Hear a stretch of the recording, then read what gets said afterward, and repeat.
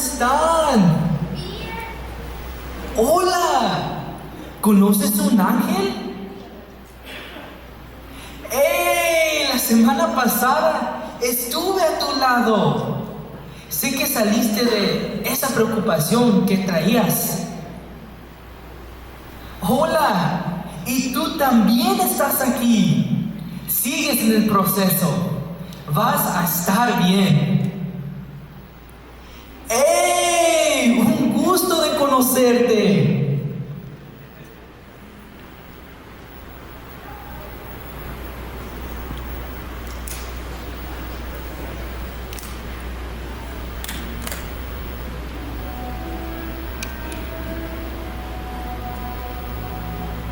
Qué bueno es estar aquí. Espero que lleguen todos. Y han pasado bastante años. Y bueno, como siempre, llego primero. Hola, buenos días. Me llamo Aaron y soy un ángel. Y se preguntarán, ¿qué estoy haciendo aquí? ¿Y por qué hay una manta que dice reencuentro? Pues verán. Hoy nos reunimos varios testigos presenciales de acontecimientos muy importantes de la vida de un ser increíble, Jesús de Nazaret. Platicaremos de nuestra experiencia y... Pero mamá, ¿para qué me hiciste traer la canasta con el pan y los peces? ¿Que no es suficiente con estar aquí? De ninguna manera, jovencito. Y ya no te quejes, ¿eh? Era necesario venir con lo que Jesús usó y glorificó. Samider, ya compórtate, hijo, y date prisa, o llegaremos tarde.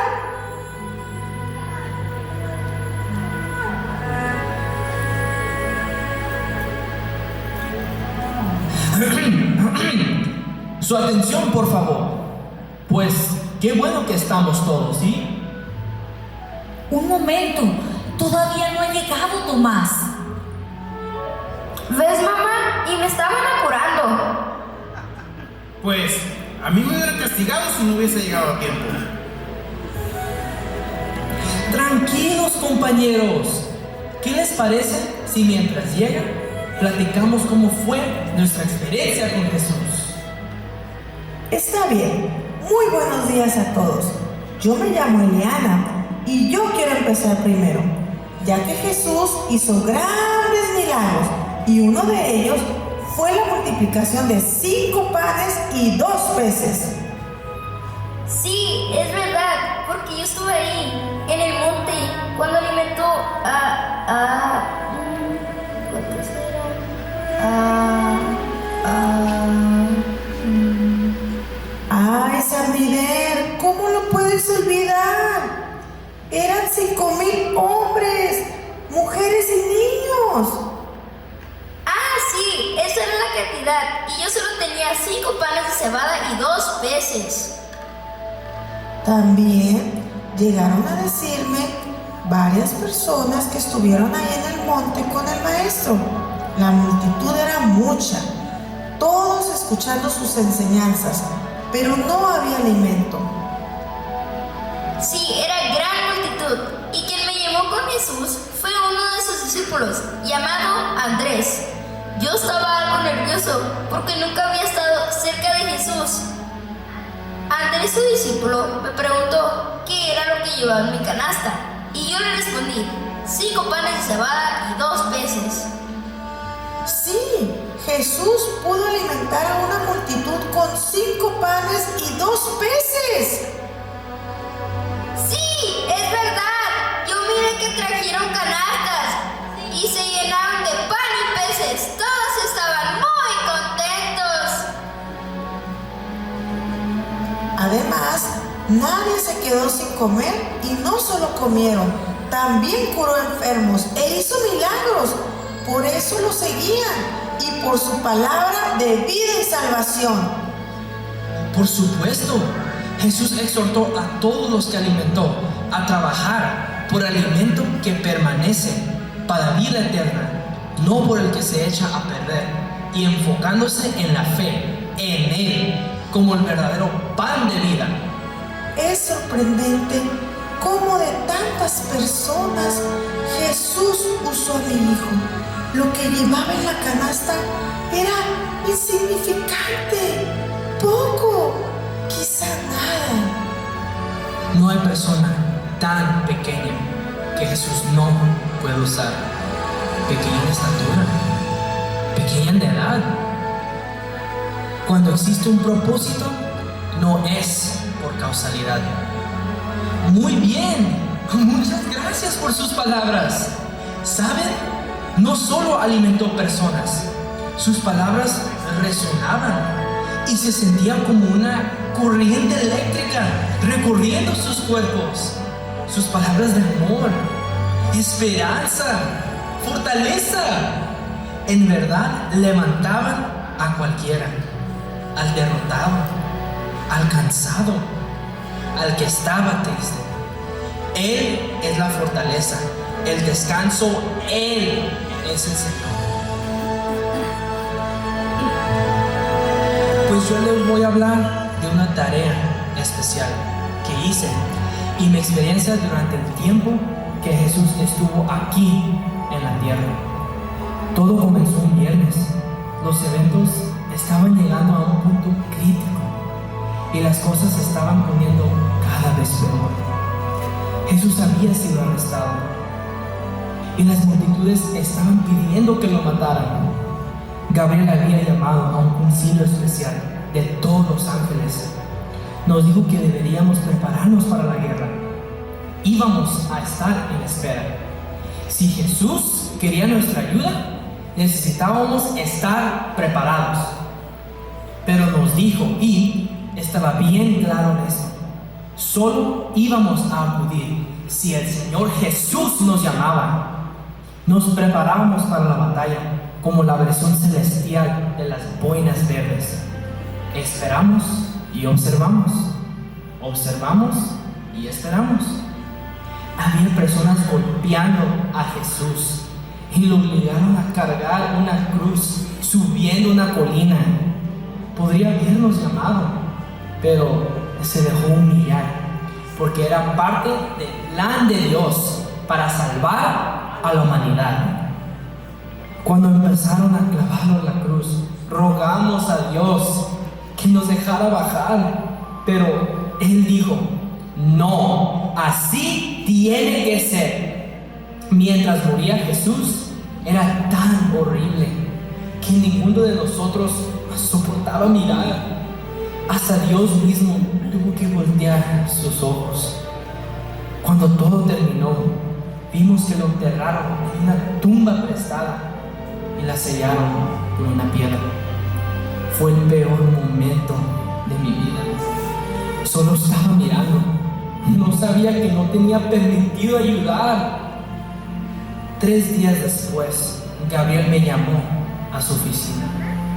El león me dijo, Dios va a levantar a Jesús de la muerte y quiere nuestra ayuda. ¿Nuestra ayuda?, le pregunté. Así es, dijo.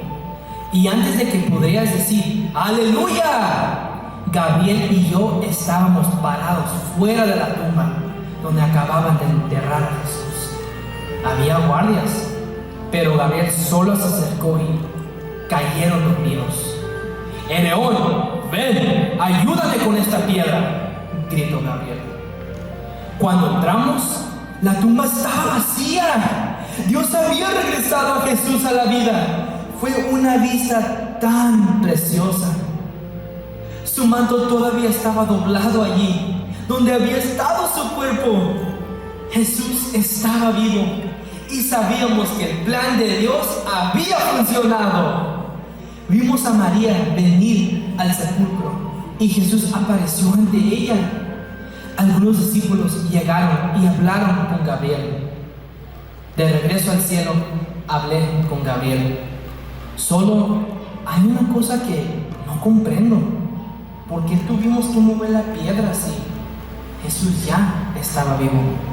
Y me dijo, la piedra no podía detener la resurrección de Jesús. Nada podía detenerlo. Pero si no hubiéramos movido la piedra, ¿cómo sabían los demás que la tumba estaba verdaderamente vacía? Pido permiso para hablar, señor. Adelante, Shammai. Hablando de la tumba, nos enviaron unos compañeros y a mí a cuidar la tumba donde se encontraba un hombre llamado Jesús, el rey de los judíos, el que hizo milagros, convirtió el agua en vino. Ahí se encontraba dentro de esa tumba. Todo era silencio y quietud. Habíamos acompañado a Caifás y a otros miembros del Sanedrín para cerciorarse de que el cuerpo estaba ahí. Y efectivamente estaba ahí. Mamá, oye, ¿todavía no llega Tomás? Guarda silencio, jovencito. Ya no debe de tardar, hijo. Bueno, continúo. Caifás se me acercó y con voz de autoridad dijo: cuiden con su vida esta tumba, que nadie se acerque a este lugar. También nos dio la orden de empujar una enorme piedra, la cual cubría en su totalidad la entrada de la tumba. Sería imposible moverla. Fue muy difícil colocarla. No habría forma de alguna de no darnos cuenta si alguien tratara de moverla.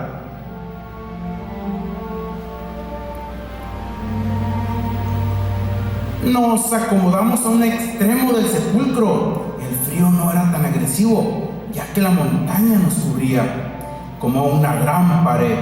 La fogata mantenía nuestras manos y cuerpos cálidos. Ya había pasado tiempo. Para ser más exactos, era de madrugada. Mis compañeros y yo alertas a todo lo que pudiera moverse. Pero algo sucedió.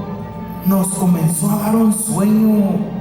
Apenas pude ver cómo cada uno iba cayendo, completamente dormidos. ¿Cómo? ¿Nadie quedó despierto para cuidar el sepulcro del maestro? No, todos, por extraño que parezca, caímos en un profundo sueño. Mamá, ¿se durmieron porque comieron mucho pan?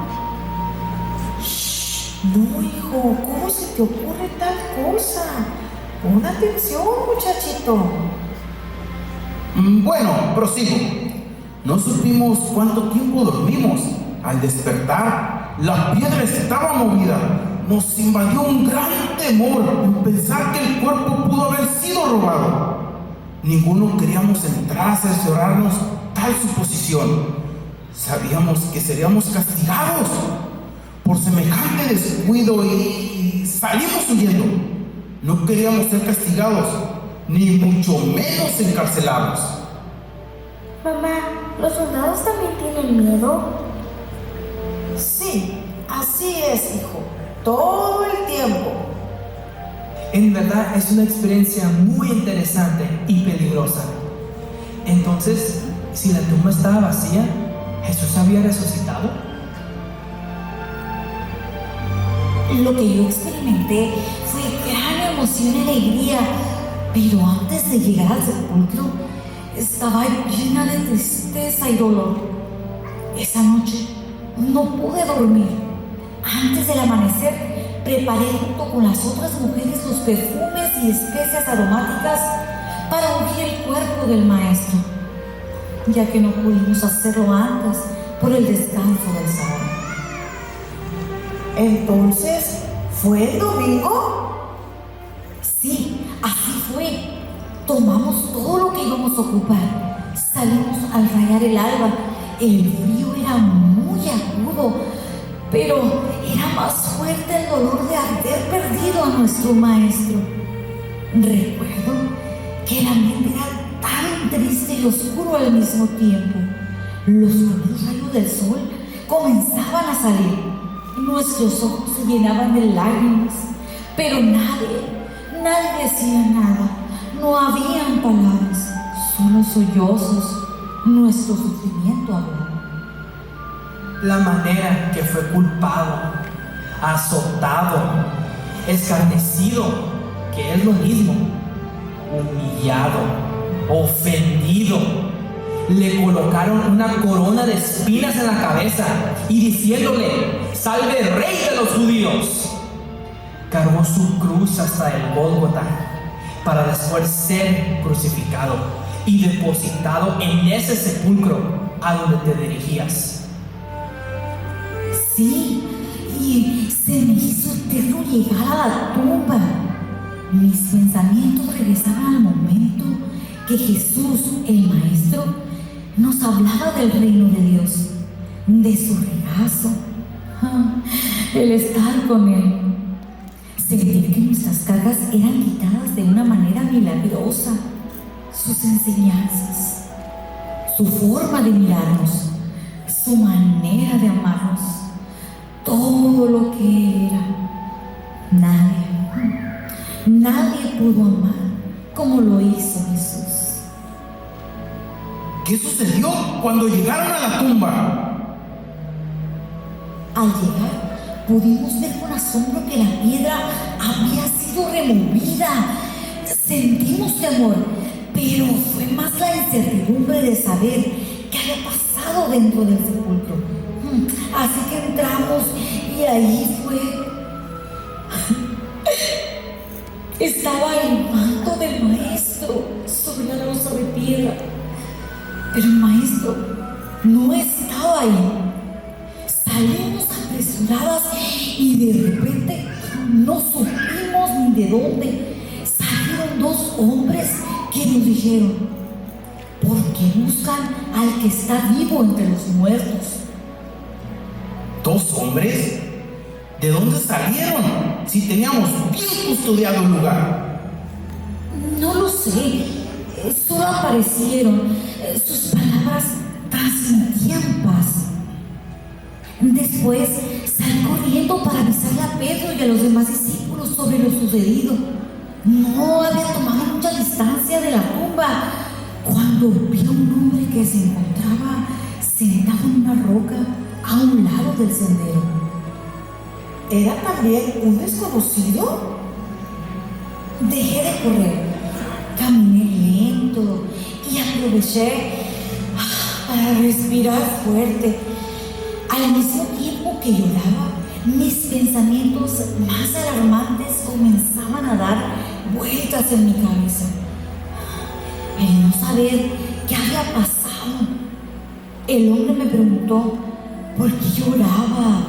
Yo le dije: abrieron el sepulcro donde estaba mi Señor y no sé dónde lo han puesto.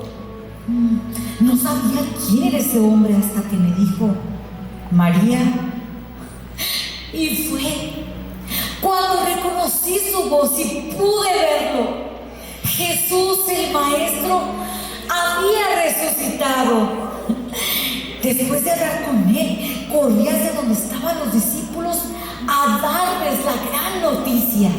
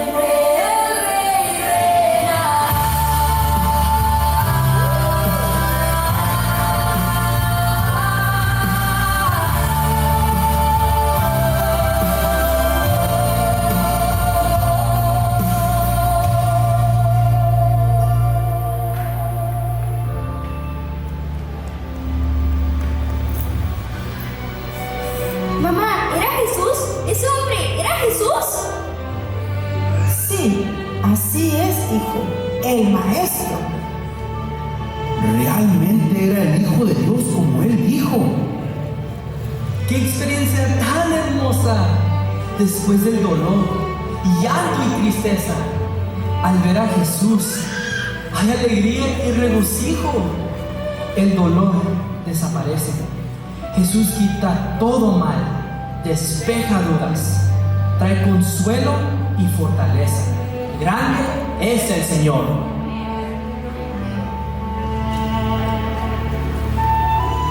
Así es, don Tomás. Al parecer, estarán algunas personas que estuvieron cerca de Jesús. ¡Ah! ¡Qué bien! Ya estamos por llegar, hijo. Ya casi llegamos. Así es, don Tomás. Pero tengan cuidado. Recuerden que no puede correr. No te preocupes, Fermín. Todavía puedo andar. Lo bueno que traes mis medicinas. Sí las traes, ¿verdad? Claro que sí, don Tomás. Aquí las traigo. A ver. ¿Dónde están? Si no las veo, no te creo.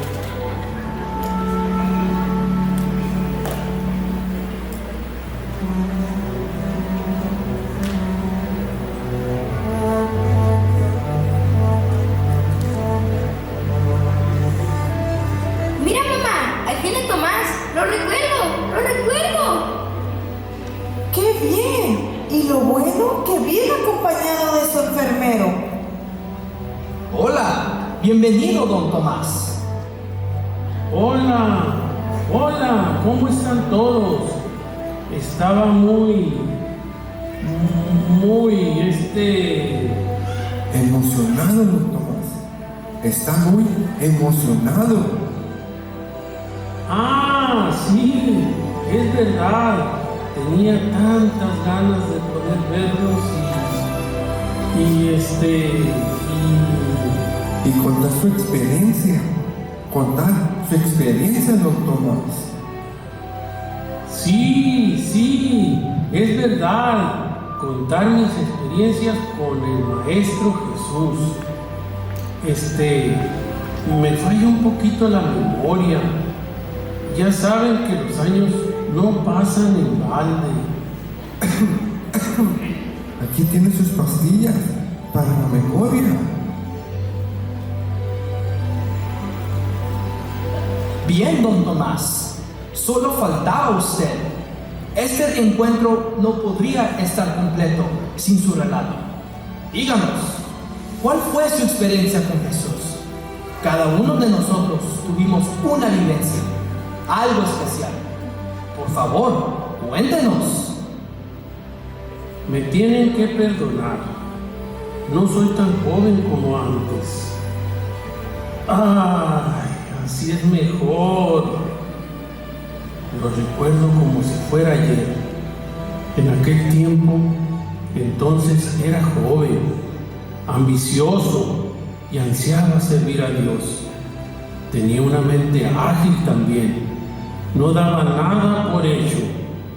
Los otros discípulos me pusieron un apodo: Tomás el Incrédulo. El apodo no era muy justo.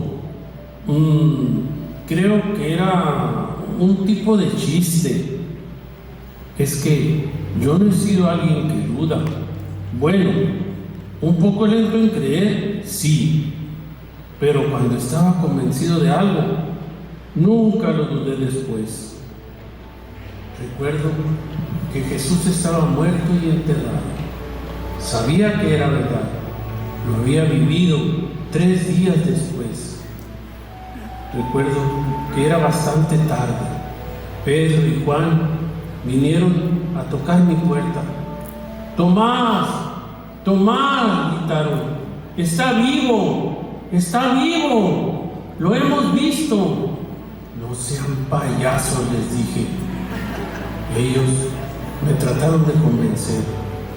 Me dijeron que Jesús se había aparecido a los discípulos esa misma noche mientras yo estaba afuera. pero no les creí. Ustedes saben lo que pasa cuando algo nos afecta demasiado. Y dije, a menos que vea las heridas en sus manos, ponga mi dedo donde lo clavaron y mi mano en su costado, yo no creeré. Y puse fin a la conversación. Dios me hizo esperar una semana completa. Quería creer, de veras, pero no podía cambiar mis palabras. Es tan difícil de admitir que uno se ha equivocado. Recuerdo que estábamos en un cuarto en Jerusalén, con las puertas cerradas con llave, porque nos habían acusado de robar el cuerpo de Jesús y teníamos miedo que alguien llegara a arrestarnos. De repente escuché una voz detrás de mí, calmada, quieta y llena de amor. Paz con vosotros. Era Jesús. No necesitaba voltear porque reconocí su voz. Una voz que podía calmar tormentas con solo murmurar o limpiar el templo con un grito.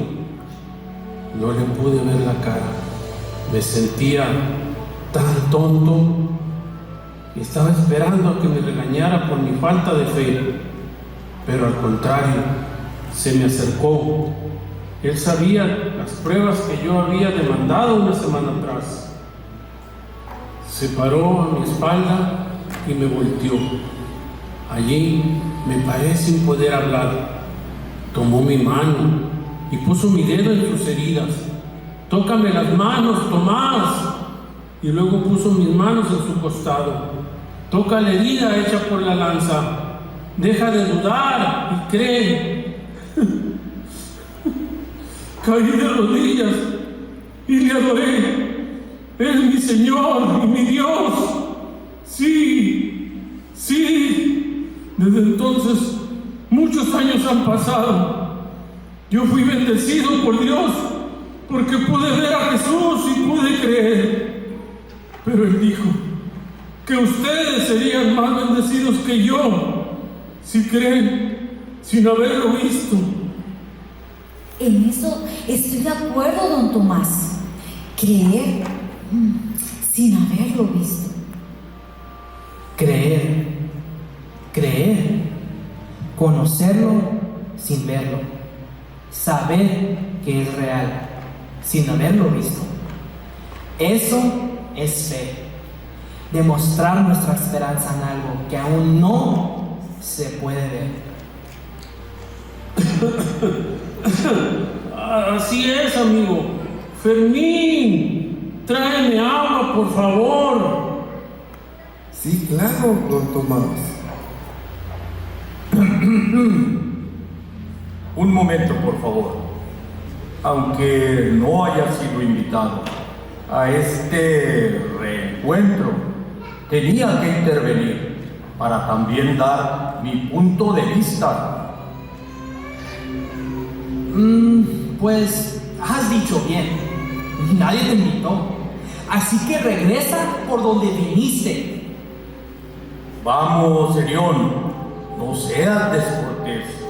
No puedes hacerlo delante de tus invitados. Mamá, ¿quién es ese señor? No lo sé, hijo.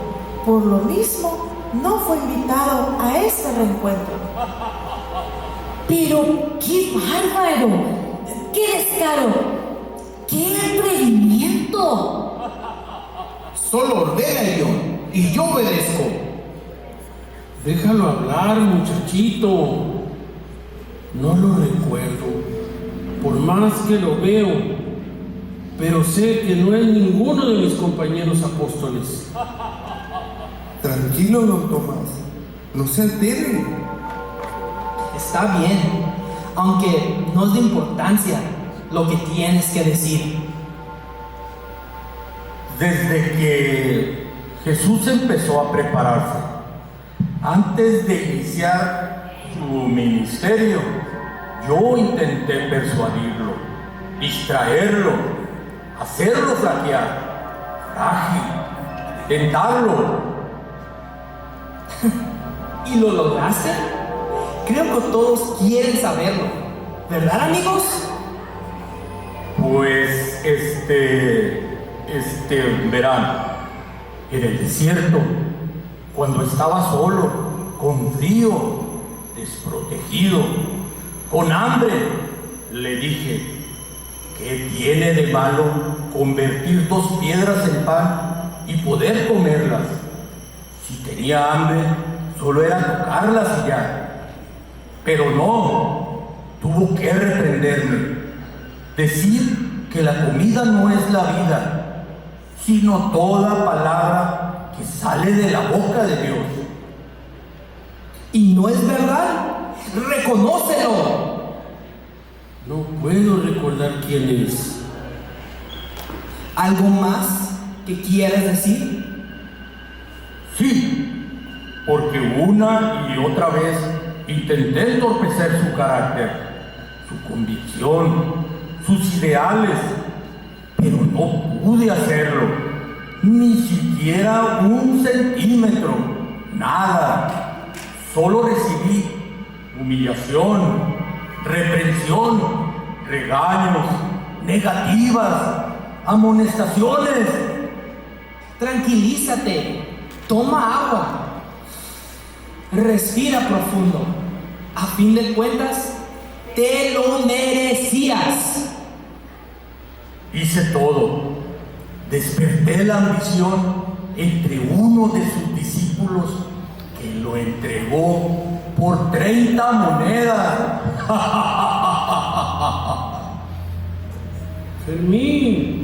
Fermín, ya sé quién hizo eso. Ya lo recuerdo. Cálmese, don Tomás. Siéntese, por favor. También hablé a los oídos de los doctores de la ley, los del Sanedrín, a Caifás. Lo apresaron, lo humillaron y pues... Tranquilos, compañeros, tranquilos, por favor. Tomen asiento, que sus palabras no contaminen su corazón, por favor. Lo tenía todo, todo. Creí que lo había vencido cuando estaba ahí, clavado, derrotado. Pero algo salió mal, muy mal. Su resurrección vino a derrotarme, a quitarme las llaves. Esas llaves. Lo que traes son llaves de papel. Ya supéralo. Nunca podrás obtenerlas. Necesitas visitar a un terapista. Lo que Jesús hizo fue ser obediente a su Padre y a morir por toda la humanidad. Su amor no tiene comparación, ni aun con las piedras más preciosas. No puede ser. No puedo soportar esto. Me voy.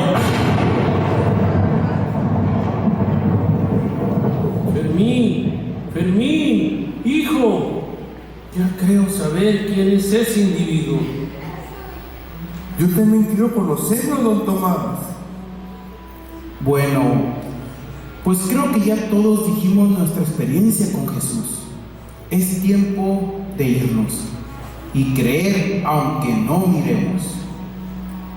Jesús se humilló a sí mismo, sufrió y murió en una cruz para perdón de los pecados. Lo hizo por ti, por amor, por tu salvación. Jesús es Rey de Reyes y Señor de Señores.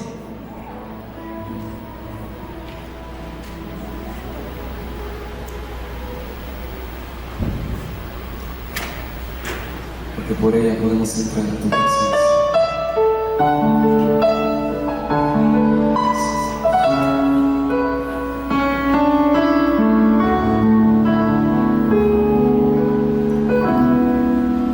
Gracias por la cruz, oh Dios, el precio que pagaste por mí, llevando mi pecado allí, sublime amor